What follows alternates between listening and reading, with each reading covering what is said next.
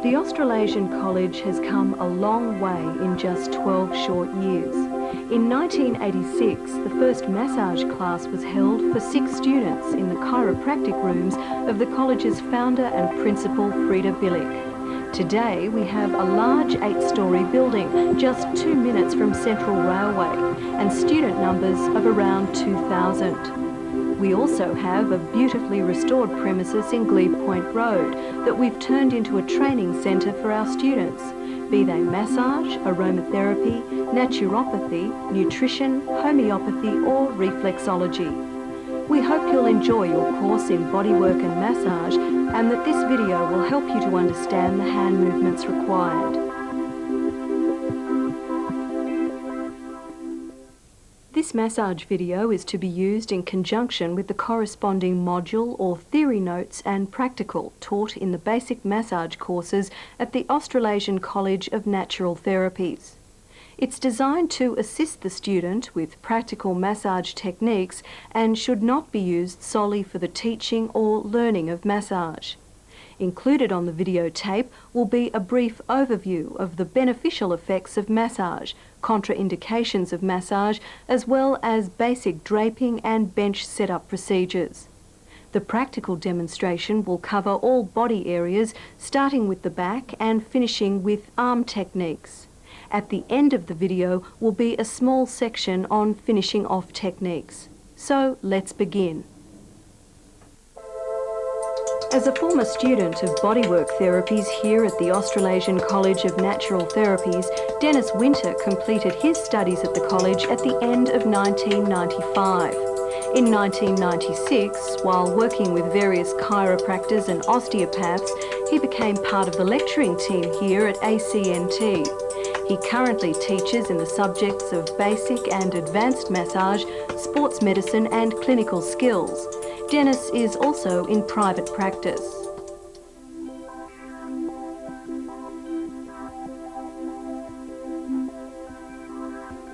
Hi, in this demonstration today, we're going to be showing you some basic massage techniques. Before we can actually do that, we need to talk about or explain a few things, for example, beneficial effects of massage. We will be going through contraindications of massage, just quickly talking about the main points. Any other notes or any other points that I don't talk about, you will find in your notes that come with the basic massage video. So why beneficial effects of massage? Why do we massage?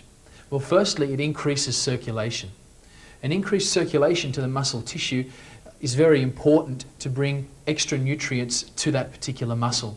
It also helps in the dispersing of waste products and bringing oxygen back to the muscle. You'll find that when a muscle is tight, the tighter it becomes, the further it cuts off its own blood supply. When a muscle becomes dehydrated, it starts to build up with toxic products. Once the toxic products build up to a certain level, they will start sensitizing nerve endings and you will start experiencing pain. A tight muscle also means a weak muscle. So massage is also very good to stop muscle atrophy. Due to illness or due to injury or people that don't get around a lot, you will find that muscle actually wastes away. That muscle tends to decrease in size. It doesn't turn to fat, but it does decrease in size. Massage, because of the extra blood flow that you're bringing to it, actually stops that muscle atrophy. Actually stops that wasting away. So if you do have somebody that's lying in bed, convalescing from a bone fracture, a leg fracture for example, and you massage that particular person, you'll find it will not also aid in the healing process of that fracture, it will also stop other muscles wasting away because you're not moving those particular areas. Massage also helps the body to retain electrolytes, which is very good for the muscle tissue.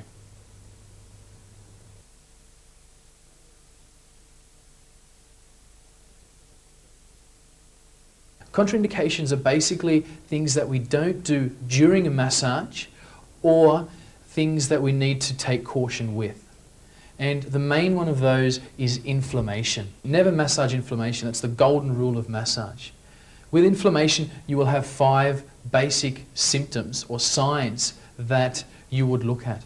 The area would be red. There will be heat in the area.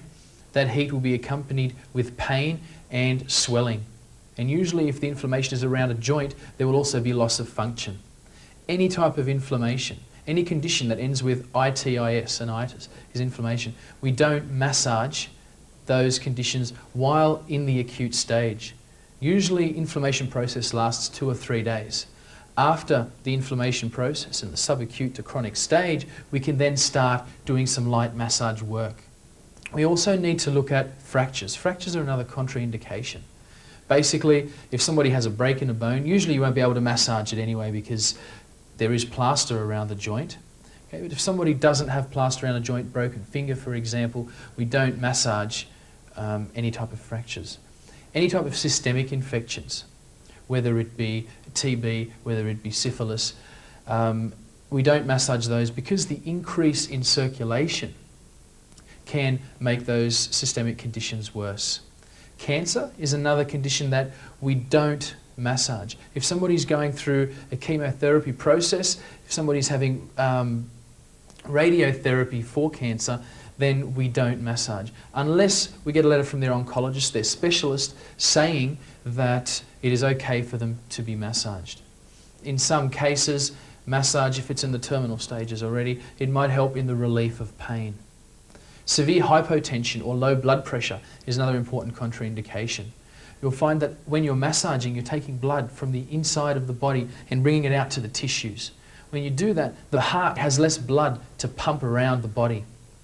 The less blood it has, the lower the blood pressure. So if you get somebody coming to you that already has low blood pressure and you lower it even further, sometimes it can make them feel dizzy, and in some severe cases could lead to unconsciousness.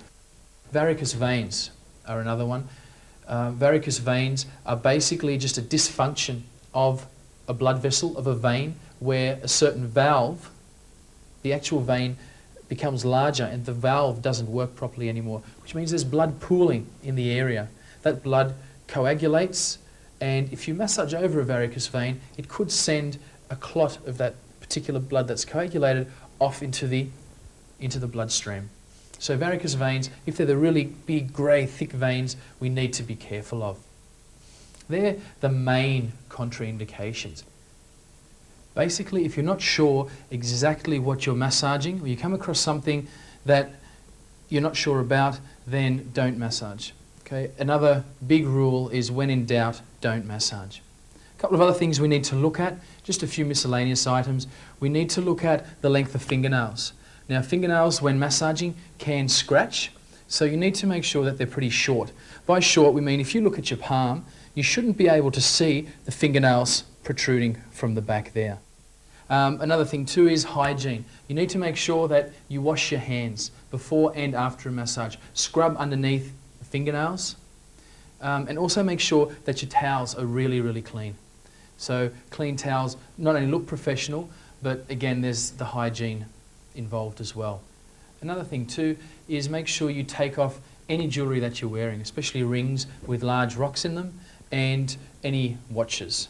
The person that's lying down, if they're wearing any necklaces, especially if you're starting to work around the neck, make sure that they take those off as well.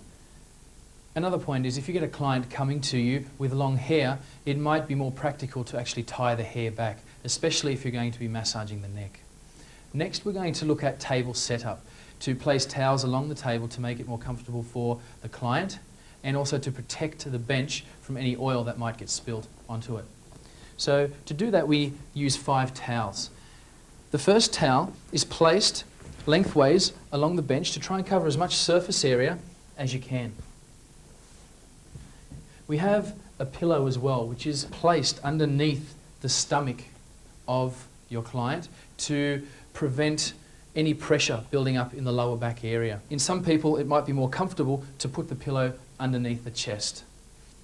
Wherever the pillow is, it is also covered by another towel just to protect the pillow itself. The client is going to be lying face down in this hole here. So to make it more comfortable, we would place another towel just around the edge, just to soften the area. So by doing that, an easy way to do it is put a towel lengthways and just fold it over 3 or 4 times, double it in half and place it through the hole. Grab the bottom of the towel, roll it up, and place it underneath that semicircle. We can place another pillow at the end of the bench just to place the client's feet on. It takes the pressure off the knees. And this is only done when the client is lying face down. You will also need another towel to drape that pillow.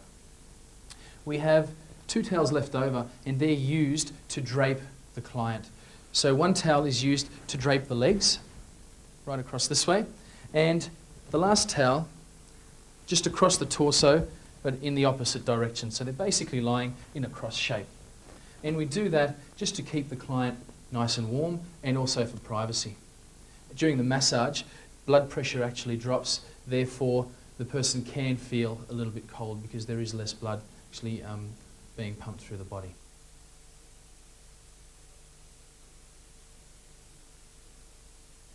So we're now ready to commence with the massage techniques. We're going to commence with the back, and there are 6 techniques. Just before we do, we need to make sure of a couple of little points. Firstly, if you have cold hands, before you place them onto the person's back, you need to actually warm them up. If our hands are cold and we put them onto somebody's back, they're going to get a shock, they'll probably jump up, and you'll have to pry them off the ceiling. So make sure that you warm your hands up first. The second thing is that when you put oil into your hand, don't ever splash it directly onto the back. The oil is cold as well, so make sure you place it into the hand first and just leave it there 5-6 seconds just so that it can warm up to body temperature. When you're placing it onto the back, gently smooth it over the area that you're going to be working on. Now, as we said before, you'll be massaging on the opposite side to which you're standing. And before we start the techniques, we do a couple of different movements, one called effleurage, which basically just gets the area ready for massage. So it's a warming up technique and consists of long stroking movements, just as I'm doing now, and also petrissage, which is a kneading technique of the actual skin. Now we do this to get blood flow to the area, to make the muscles nice and supple, and to also bring heat into the area. And we do that for a minute or so. When we're ready to start, we start with our hands placed at the PSIS, which are 2 bony lumps just at the end of the iliac crest. And you can feel them just about 2 centimetres out from the actual spine itself. Place your thumbs into the paravertebral gutters, which run the whole length of the vertebral column here. Splay your fingers and gently move up the back towards the top of the shoulders. When you get to the top of the shoulders, gently knead the trapezius muscle at the top here. Then work your way back down. Now pressure is divided evenly over the whole hand. So as you're moving up, it's not just pressure on the thumbs, but on the palms and on the fingers as well. Come up, pick up the trapezius muscle, which is quite prominent as you move up to the top of the neck, then gently massage back down again. Now this technique is repeated 6 to 8 times. From there, we move onto the iliac crest. And the iliac crest can be palpated, or it's basically just the top of your hip bone. We move with the cutting edge of the hand, we move from the spine, we move out towards the greater trochanter, which can be palpated just in through there.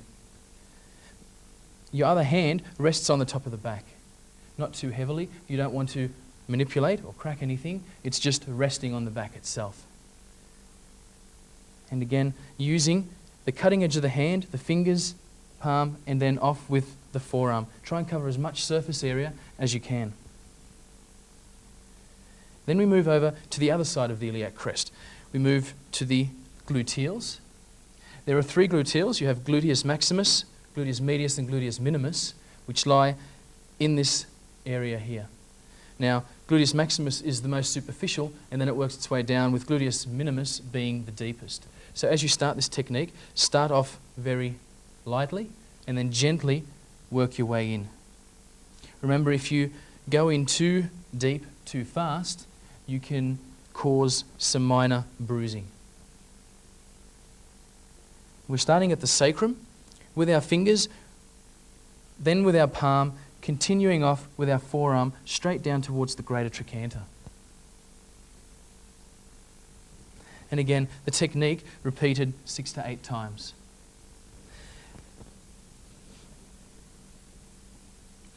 From there, this technique can be quite difficult to grasp first off. What we're actually doing is we're going to start working the erector spinae muscle. And if you remember, the erector spinae muscles are a postural muscle which lie the whole length of the back, about 1 hand width along the back, starting down here at the iliac crest, the sacrum, and working up into the occiput and the mastoid process at the top here. So what we're trying to do is work into those muscles with our knuckles. And what we're doing, placing our knuckles into the paravertebral gutter, which lies, if you find the spinous processes of the spine here, the little bumps that you can feel coming down, just on the other side of that, on the opposite side to which you're standing, gently come down, put pressure directly downwards, and scoop out. You're scooping out for about 2 centimetres, and then gently work your way up. Now, you need to make sure, one of the things that needs to happen is you need to look after yourself too in a massage. So whenever you're massaging, whenever you're putting pressure onto particular joints, they need to be nice and straight, and you need to make sure that pressure is coming from body weight rather than muscles of the arm and the shoulder. So lean into the table, come over the top, and actually use the weight of your body to come down and put the pressure on. And we're working from the level of the sacrum to the level of C7. Now C7, you'll be able to see, is the most bony lump at the base of the neck, just in through here. So we work from there, and we work back down again as well. We do this 3 times up and 3 times back down again. Now, in between doing your techniques, it's a good idea to keep the rest of the area nice and warm. So you might want to continue with your effleurage techniques. So every 2 minutes or so, once you've done a few techniques, gently do some effleurage. Keep the area nice and warm and nice and red, just to keep that blood flowing through the tissues. Again, we're going to be working the erector spinae muscle, this time using the thumb. The hand at the bottom is just resting there. It's basically a guiding hand, so it's guiding the thumb up the paravertebral gutter. All the pressure comes from the hand that you're placing over the top. And by putting that pressure on top of the hand, you're basically trying to protect the joint of the thumb just in through there. If you didn't put pressure on, then you would bend this particular joint here and it would get sore very quickly. Place the hand over the top so that you can't actually see the thumb, and start working with a slight zigzag motion up the paravertebral gutter, again to about the level of C7. When you get to the top, swap hands and gently work back down again as well. Work 3 times up the paravertebral gutters and 3 times down again. The last technique for the back, we're working the latissimus dorsi muscle. Now, latissimus dorsi, literally translated, means large flat sheet on the back. So it's a large muscle on the back running from the iliac crest, from the sacrum, up the vertebrae. When it gets to the level of the inferior angle of the scapula here, it forms a tendon and attaches on the other side to the top of the arm. So we're basically following that pattern with whole surface area of our hand. So working along. When we get to the scapula, we twist, work off into the armpit and off into the arm. Again, starting at the bottom, gently work up. When we reach the bottom of the scapula, we twist and run off into the armpit. Lift off, start again at the bottom. Make sure that the pressure is placed evenly over the whole hand and fingers are splayed. At the base of the scapula, twist the hand, run off into the axilla. So you're basically trying to follow the tendon of the latissimus dorsi muscle there. And that was the last technique for the back. We will now continue with the shoulder techniques.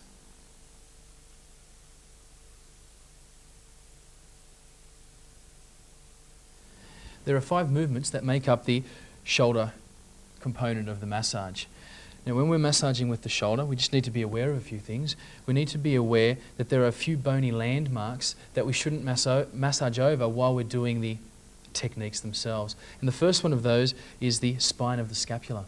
The spine of the scapula runs towards the top of the bone and can be felt as a large bony ridge. At the end of that, there is a process called the acromion process, which is also known as the tip of the shoulder.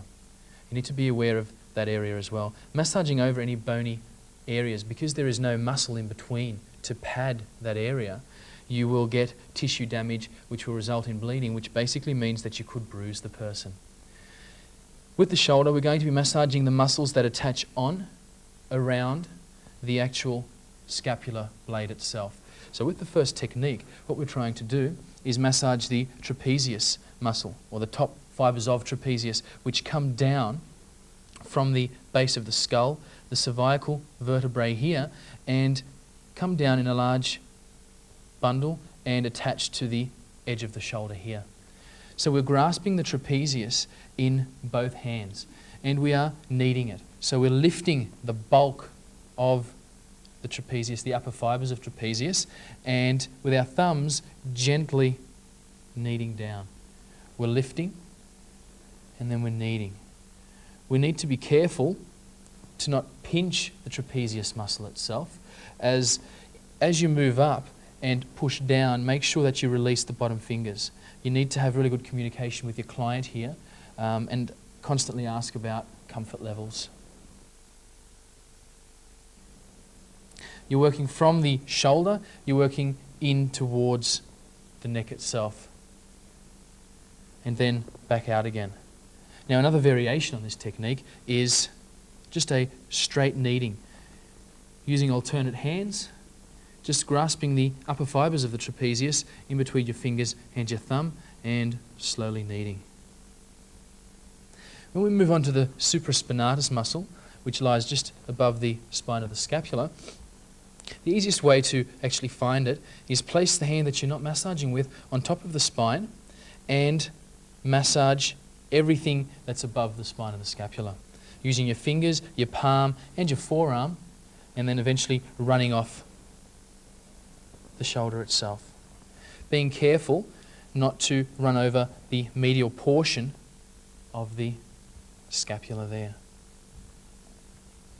To massage the infraspinatus, very simple, just swap hands. Again, the hand that you're not using lying on top of the spine and massaging the large muscle bulk that's underneath the spine of the scapula. We have to be careful again because the medial border also comes down here. So we're starting on the inside of the medial border. If you come too far out, you will actually run over the medial border of the scapula and you can cause discomfort. So what we actually need to do is move in and with the tips of our fingers, palm, forearm, run off the arm. From there, we move on to the lateral side or the outside portion of the shoulder blade of the scapula itself, and we're massaging 2 muscles known as teres major and teres minor that attach at the bottom of the outside border, run up, and one attaches to the top of the back of the arm and the other one actually comes around and attaches to the front of the arm. So you just need to be aware that they actually split and the 2 muscles, one comes along the top and one comes underneath towards the bottom there.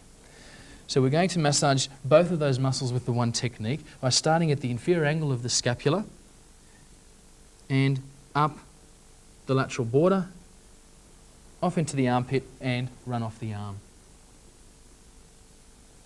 All these techniques should be done 6 to 8 times, but it's not going to do any harm at all if you massage a little bit more, say 10 to 12 times.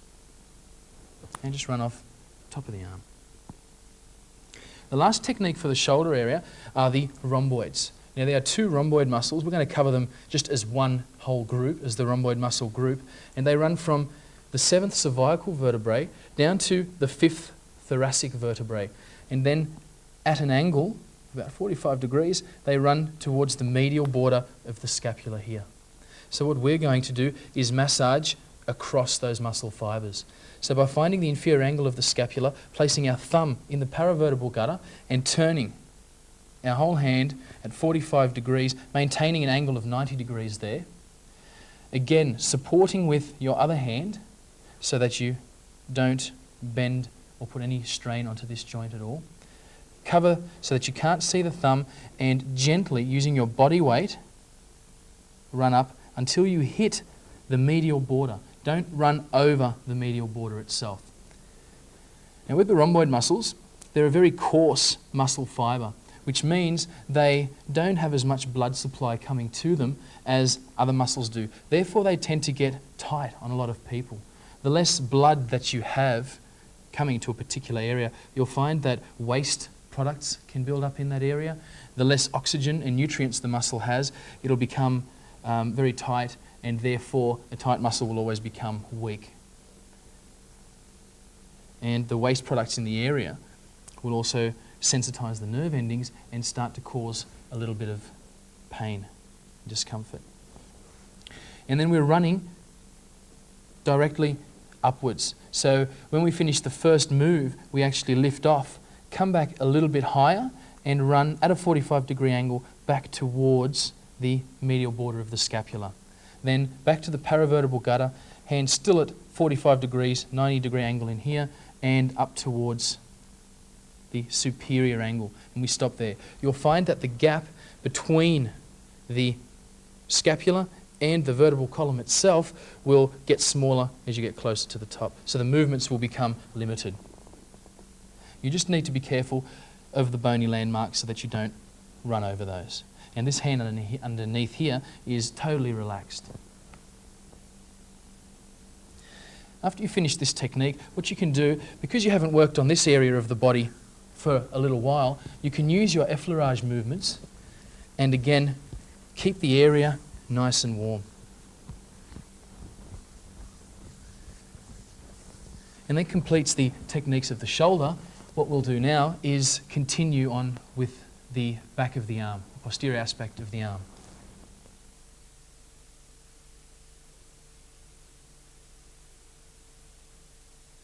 Okay, after the shoulder techniques are completed, it's a very smooth transition into the arm techniques.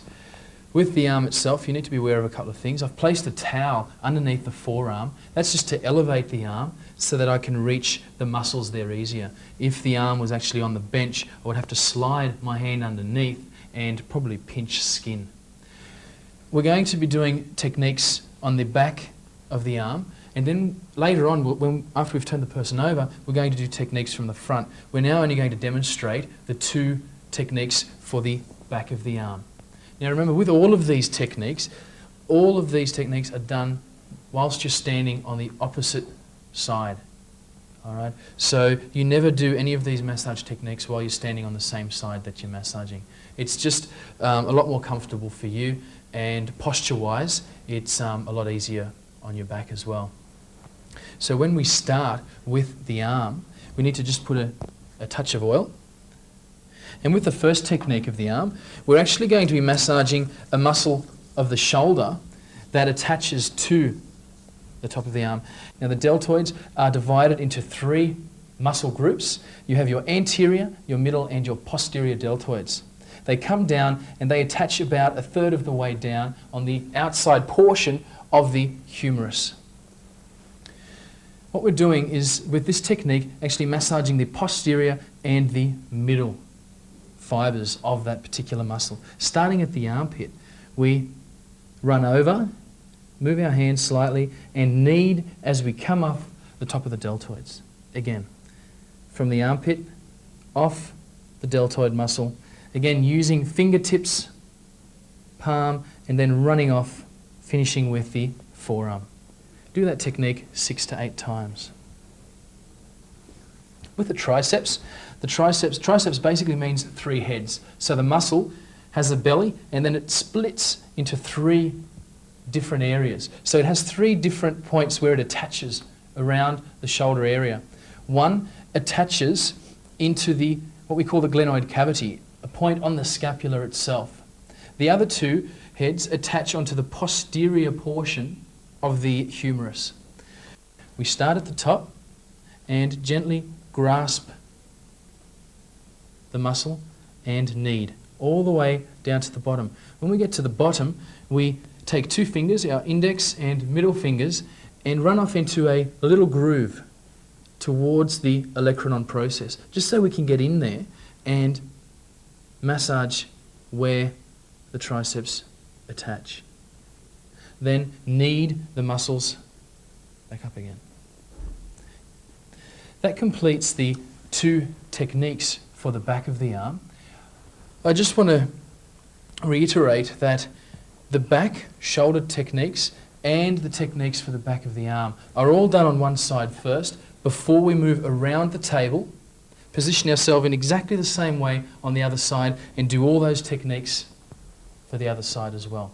Don't forget your effleurage techniques and your petrissage as you're doing your massage techniques, because you'll find that an area will get cold very quickly.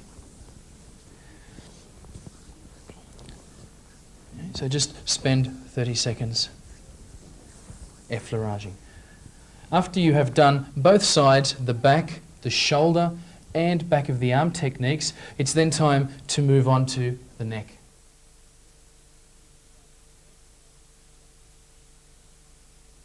After we finish the arm techniques, it's best, if you've completed them on both sides, it's best to actually put a towel and drape the person, because as we go to the neck, they're going to get pretty cool. So the towel that you've just taken from underneath the forearm there, you can open out and place across the back here, making sure that you cover the arms and you cover the back area here. Now, just a few cautions about the neck itself before we start. If the person has had any type of recent injury to the neck, for example, whiplash injury, or even a long-standing whiplash injury, sometimes it can cause a problem when massaging. So you need to find out just to what extent the injury was, and then maybe it's not such a good idea to actually massage. Now, also when you're doing these techniques, try not to use a lot of pressure and try not to squeeze in with the thumb and the fingers either. With the first technique, there are actually 6 techniques that we're going to be doing for the back. The first one of those being just a general scooping motion. So we're actually starting at the fibres of upper trapezius, or level of C7, and using our whole hand, just gently scooping up into the neck. So scooping up to the base of the skull. Now, some people might have a fair amount of hair just underneath the base of the skull. You need to be aware of that. You can do a couple of things. Just try and ease the pressure off a little bit as you come up towards there and move the fingers out of the way of the hair. You can take a razor blade and just take the hair off if you like. No, probably not such a good idea. But just keep massaging, keep kneading, okay, all the way up to the base of the skull. The next technique, you're using 2 hands. So as one hand massages down, the other massages back up again. So it's just a constant one hand down, one hand up technique. This goes on for about 2 minutes or so. So just a gentle kneading for 2 minutes. Be aware of the muscles that are in this particular area as well. You have your trapezius muscle, which comes down in through this area here. You have your erector spinae muscles, which lie deep in this particular area. As you move further out, you get portions of levator scapulae, which runs up in through this area here, and you also get sternocleidomastoid in just around a little bit further to the front, and it's a large strap-like muscle that sits on the medial portion of the neck, just in through this area here. Okay. So after we've scooped, we will then go on to another technique, which is basically fingers on one side, thumb on the other side, and we are just moving away from the center of the vertebral column. So we're moving away from the spinous processes. As we're moving away, we are moving over the trapezius muscle, the erector spinae muscle here, as we come further around the sternocleidomastoid, all the way up to the top until you start hitting hair, and then work your way back down again. And don't be too shy. You can use a fair amount of pressure in this area here. So you're working 3 times up the neck and 3 times back down. You need to move from this position here, you need to move around to the head of the table. So you're standing right at the head of the table. We're now going to be massaging a group of 4 muscles called the suboccipitals, which sit between the base of the skull and the C2 vertebrae. And by working this muscle, what we're actually doing is taking our fingertips into the base of the skull and pressing down and gently scooping out about 2 centimetres. It's like that technique that we did with the knuckles on the back. So, and then moving further out. So it's taking the fingertips, pushing down and scooping out. By doing this action, we'll be working those suboccipitals. Again, you can't do a lot of damage there, so don't be too shy with the pressure. You can actually use a fair amount. You'll find too that after a while, you can start off slowly and until you get your fingers maneuvering okay around all the hair that is there. And when you feel confident with your technique, you can actually speed it up a little bit. And working out from the center to the mastoid process, which is found just behind the ear, a tiny little bump. Okay, so we're just working in this fashion here. The next technique, you're going to need to move the towel just slightly for this technique, because we're also going to work into the middle fibers of trapezius just here. We're putting our thumbs on either side of the spine, moving gently down until our thumbs or thumb and finger causes a 90-degree angle in this area here. And then that 90-degree angle area there will massage across the superior fibers of trapezius, come down towards the acromion process in this area here, flip the hands around, come back, hook your fingers up underneath the base of the skull and gently stretch. Just to go through that again, thumbs on either side of the spinous processes, run down until the fingers and thumb give you a 90-degree angle here, put pressure onto the upper fibers, superior fibers of trapezius, swing the hands around, come back and gently give the head a stretch. The last technique for the neck is mainly just a relaxing technique, and it's just a gentle crawl starting in the mid-thoracic area. We're working up into the neck. And you can use a little bit of pressure. It's not done too lightly. Okay, just crawling back up. Do that 6 to 10 times. And from there, just gently lift off, and you will have completed the techniques for the neck.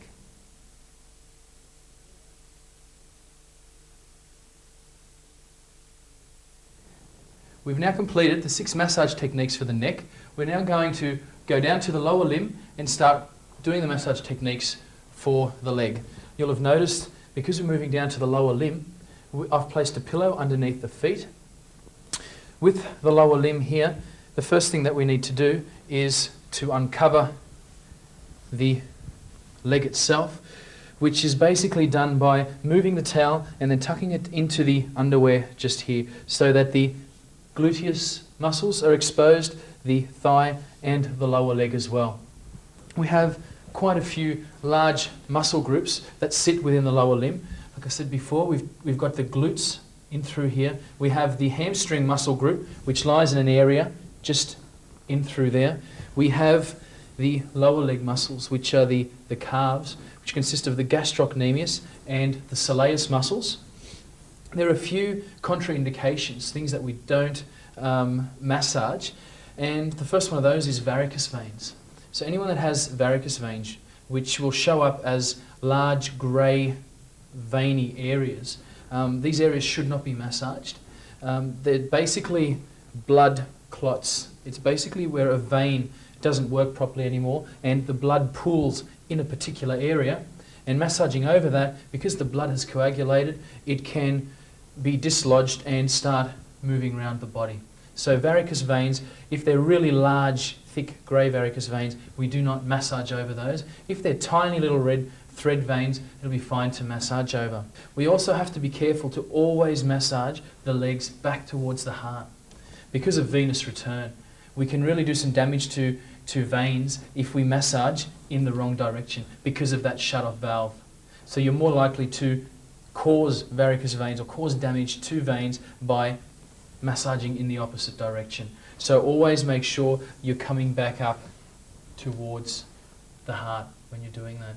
To start massaging, the first thing that you need to do is add some oil. Place some oil onto the legs themselves. Make sure you start at the top and just some gentle effleurage movements. Just a couple of minutes just to get blood into the area and make sure that the whole area is covered with oil. Then we move back around, so we're standing on the opposite side to which we're about to massage, and the first of the 10 techniques for the back of the leg is moving around what we call the gluteal fold. Now the gluteal fold is just at the bottom of the gluteals, and you can actually see that just below the gluteals there's a slight crease. That's known as your gluteal fold. So we massage from the inside of the leg out towards the greater trochanter.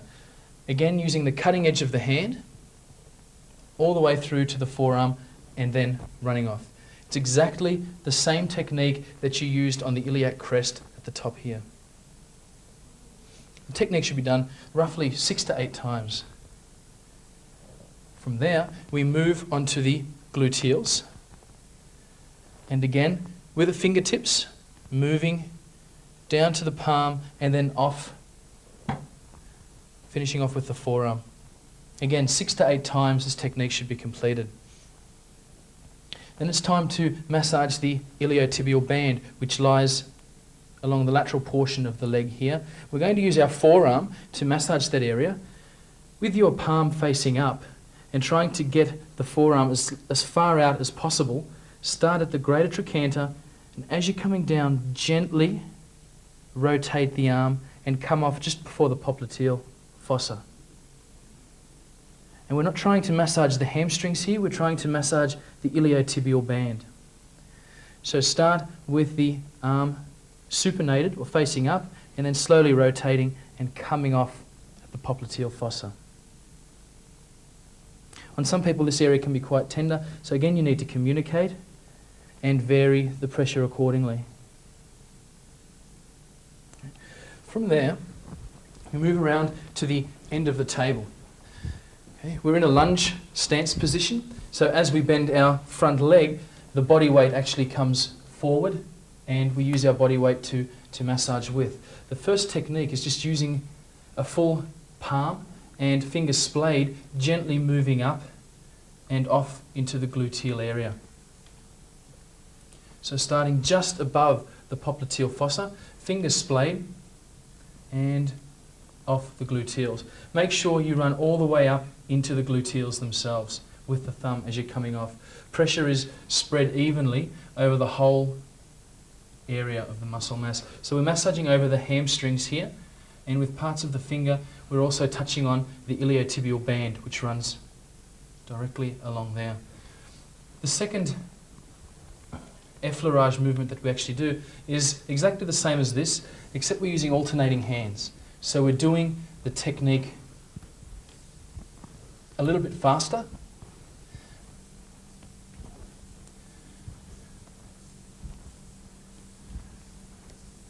And we're trying to focus mainly on the hamstrings. Now the hamstrings, they attach at a bone called the ischial tuberosity, which is a bone that is just at the bottom of the hip bone itself, and it's actually the bone that we sit on.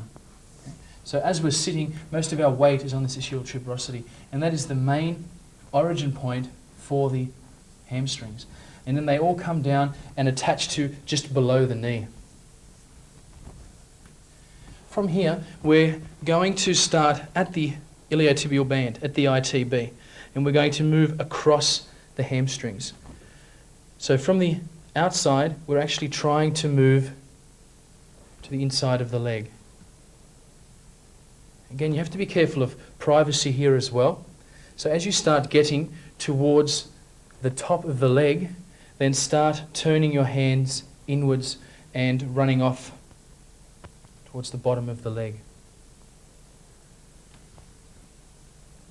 From here we move onto the lower leg, onto the calf, and the first technique being just a running along the calf muscle itself, along the gastrocnemius. And what we're trying to achieve is just separation of the two bellies of gastrocnemius on either side. So we start at the level, okay, just above the Achilles tendon, which sits in through this area just here, and we run our thumbs straight down the muscle just before the popliteal fossa. We turn our hands in and run back along the calf. Straight towards popliteal fossa. Just before we get there, turn our hands and along each ridge of bone just underneath the gastroc and soleus muscles in through here. From there, we are thumbs still together, move 2 centimeters and then separate the muscle fibers. Move another 2 centimeters, separate the muscle fibers. Do that all the way down and work your way back again.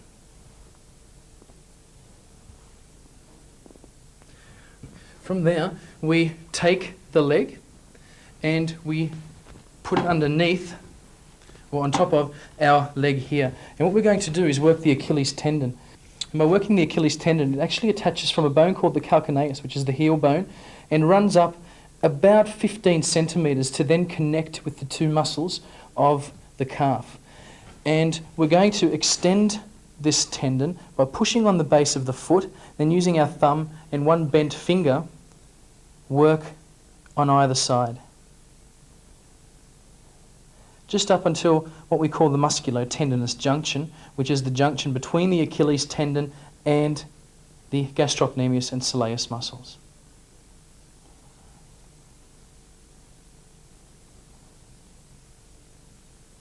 Again, this movement can be repeated 8 to 10 times. From there, just some general effleurage down the calf.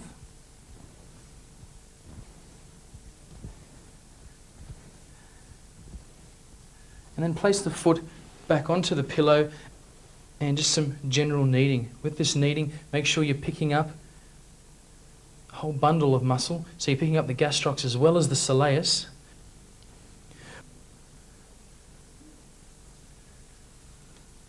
After you have finished with the calf, we gently just cover the client. Now that we've completed, then you would come around to the other side and do exactly the same techniques on the other side of the leg. Once that is completed, you would then have done all techniques for the back of the body, which means you're then ready to turn your client over. Before you do that though, just as a finishing off technique, just to finish off the back of the body, we have what are known as finishing off techniques, or tapotement, which will be talked about more towards the end of the massage. But basically they consist of hacking, pummeling movements, which are just basic chopping movements over the body. Hacking is done with the cutting edge of the hand, making sure that all the movement is coming from the wrist, and alternate hands. Hacking is used over not so large muscle areas, whereas pummeling can be used in deep muscle areas, areas where there are a lot of muscles. For example, the gluteals, the hamstrings, and then some more hacking on the calf muscles here. 2.5 to 3 minutes of this over the whole body, and you're then ready to turn your client over.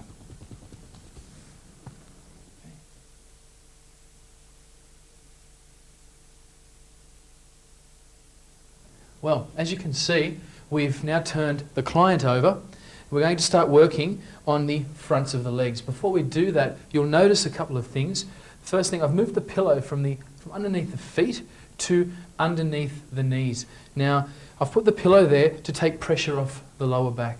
People that do tend to have a little bit of lower back problems, when you actually lie down and straighten the legs, the curve in your back increases. By putting the pillow underneath the knees, you will actually decrease that curve and take tension off the abdominal muscles, therefore less pressure on the lower back. Also, you'll notice that I've put the pillow underneath the head. Now, it's very important that when you turn the person over, you make sure to put something underneath the head. The head should always be horizontal or slightly above horizontal. It should never be an extension, so the head should never go down at a certain angle. Because if the head is at an angle and it rotates slightly, you can occlude what is known as the vertebral artery, which is the main blood supply to the brain, and the person can lose consciousness. Okay, apart from that, we're now ready to start massaging the front of the legs. We need to again drape the leg by tucking it into the underwear and exposing what we know as the quadriceps muscle group. Now, the quadriceps is a muscle group that consists of 4 muscles and very large. It basically sits along the whole front of the leg and comes down across the knee joint and connects into the lower leg at about this point here. Now, there are only 2 techniques for the top of the leg, and they basically consist of effleurage. So if I can just put some oil into my hand, gently spread it over the top of the legs here. And again, privacy is of utmost importance, so be careful of where your hands are running. We're always running off towards the outside of the leg itself. Now, the first technique, rest one hand just on the calf, the bottom here, and one hand, fingers splayed, moving with firm pressure all over the hand, up and off the leg, right at the top. The next technique, putting the other hand on as well, and alternating hands, we are running up the quadriceps muscles. A little bit quicker this time, just to gain a little bit more friction, therefore increasing blood flow. Also increasing heat slightly, which means the muscle will also relax.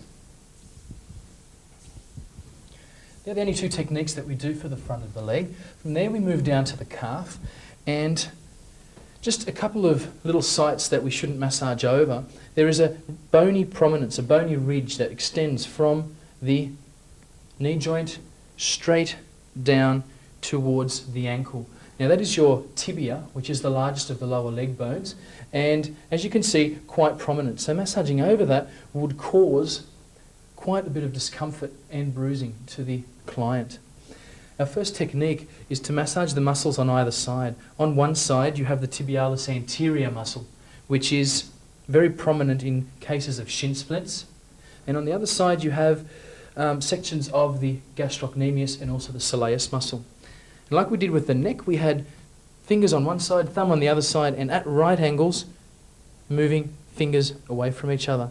And whilst doing that, moving down the leg. When you hit the ankle bones, or malleolus as they're known, then you can gently work your way back up again, being extra careful to stay away from the tibia, from the ridge of bone running straight down the middle of the calf muscle there. 3 times up and 3 times back down again. From here, we bend the leg and sit on the foot. That just stops the foot from sliding backwards as we put pressure back onto the leg itself. What we do, using our fingers, pushing back and kneading the gastrocnemius, as our fingers come together, interlace them, interlock them, and lean back with your body weight, pull back, a centimetre further down, hands link, pull back, all the way down to the bottom, and you can then work up again. And you're actually putting pressure as you are pushing towards the back. There is actually pressure that you're emitting with your fingers here. So together, interlace and pull back.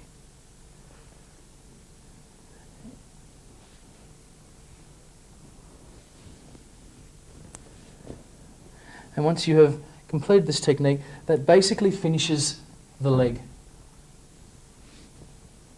So just 3 times up, 3 times down, and gently place the leg back onto the pillow and make sure that you cover both legs.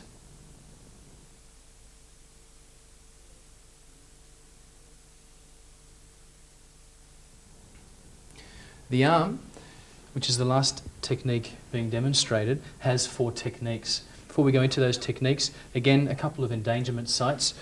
On the back of the knee, we had the popliteal fossa. Just behind the elbow, we have what is known as the cubital fossa, which is just a smaller version of the area behind the knee. It also contains nerves and blood vessels just underneath the skin, so we need to be really careful.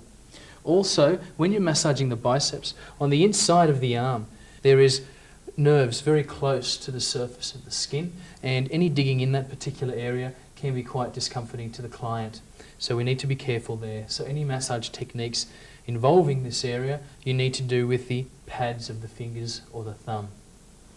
Starting with the first technique, we're actually going to be working the biceps. So just grabbing some oil.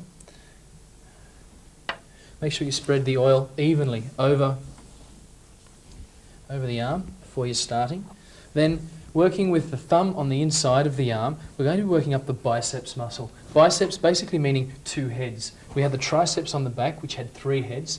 The biceps has a head which runs along and attaches onto the glenoid cavity. And the other head goes also onto the scapula, just towards the front, onto a point known as the coracoid process.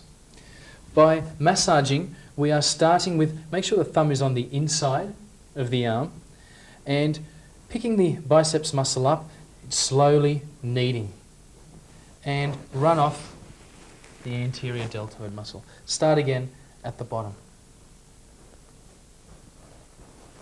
From there, we move onto the forearm, the lower portion of the arm. Rest the arm on the table. If you're finding when you're doing this technique, especially for girls, and you are holding a heavy arm, you can bring the knee up underneath and rest the knee or rest the arm on the knee and massage the biceps in that fashion. So starting with the forearms. With the forearms we have 2 groups of muscles. We have the flexor muscles, which help to flex the wrist and flex the fingers, and we have the extensor group of muscles, which help to extend the wrist and extend the fingers. By massaging those, we need to actually work diagonally across the muscle group. With the flexors, they all come and have a common origin point of the medial epicondyle on the humerus, which is the upper arm bone. It's on the medial side, on the inside side. It's a very prominent bone that you'll be able to feel if you palpate it. On the other side, you have the lateral epicondyle, which is the main origin point for the extensors of the arm. So by massaging the flexors, we actually need to start on the thumb side and work diagonally across to the medial epicondyle. Just using the thumb and using circular movements directly down to the thumb. You can repeat this procedure 6 to 8 times, 8 to 10 times.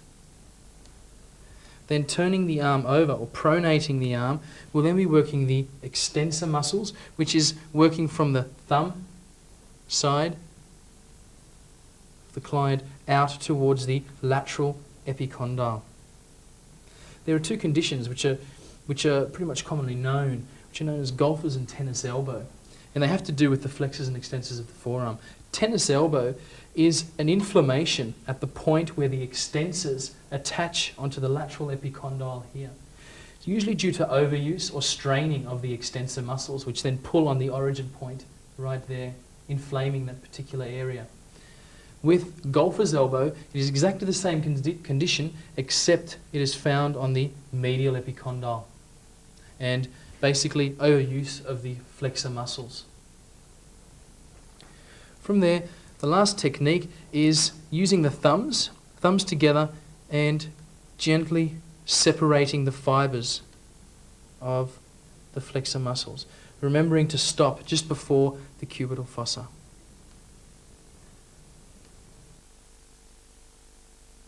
Work your way back to the top, and every 2 centimeters, just fan out with the thumbs.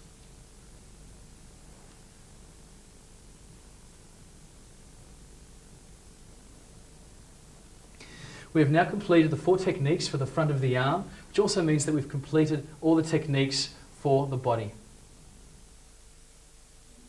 So that concludes our series of basic massage techniques. When these techniques are placed together properly and done at a correct pace, a basic massage should take you between 50 to 60 minutes. Remember to refer to your course notes for the necessary theoretical knowledge to help you perform these movements more effectively. Happy massaging!